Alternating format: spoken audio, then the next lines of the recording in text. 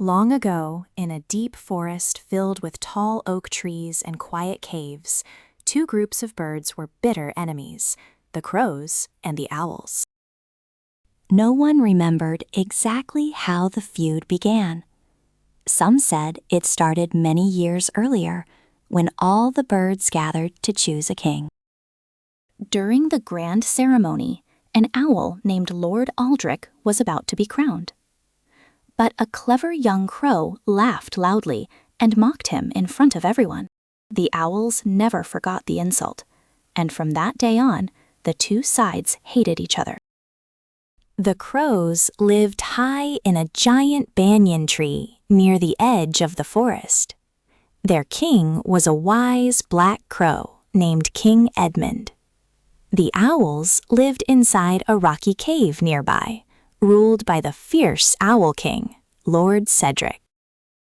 The owls were strong hunters who could see perfectly at night. Every evening, they attacked the crows while they slept. Many crows were injured, and some disappeared forever. Soon, the crows became frightened to leave their tree after sunset. King Edmund gathered his council of advisors. "We cannot keep fighting like this," he said sadly. "The owls are stronger than us at night. If we attack them directly, we will lose."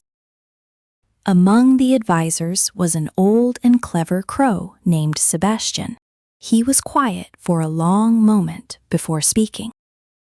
"Your Majesty," Sebastian said, "sometimes brains are stronger than claws." The other crows leaned closer. "I have a plan," Sebastian whispered. The next morning, Sebastian pretended to argue fiercely with King Edmund in front of all the crows. "You are a terrible king," Sebastian shouted dramatically. "You have doomed us all." King Edmund played along. "Then leave," he cried. "We no longer want you among us." Sebastian flew away alone, while the other crows watched in silence. Later that night, Sebastian carefully flew to the owl's cave. He ruffled his feathers and acted weak and injured. The guards brought him before Lord Cedric. "What does a crow want here?" the Owl King demanded. Sebastian bowed low. "My own people betrayed me," he said sadly. "King Edmund cast me out. I wish to join the owls instead." Some of the owls laughed cruelly.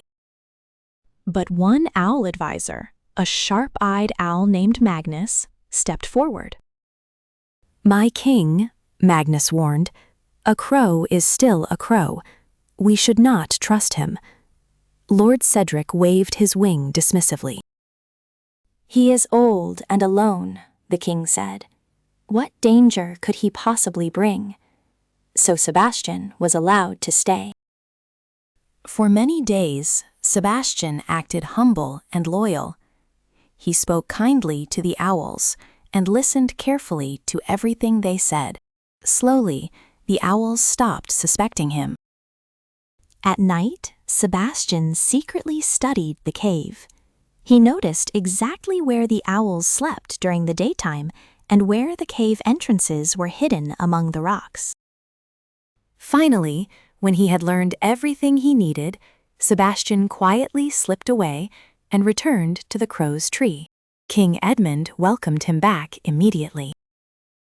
"Did your plan work?" he asked. Sebastian nodded. "The owls think they have won," he said. "But tonight, we fight smart." That evening, the crows gathered dry branches and burning embers from nearby campfires used by travelers in the forest.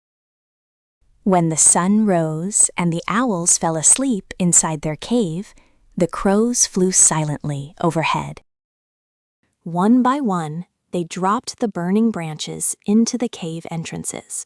Smoke filled the cave. The dry wood caught fire quickly.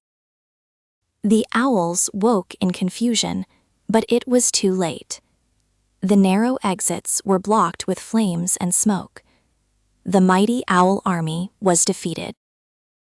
At last, peace returned to the forest. King Edmund thanked Sebastian before all the crows. "You saved us not with strength," the king declared, "but with wisdom." And from that day on, the young crows were taught an important lesson. A clever mind can defeat even the strongest enemy.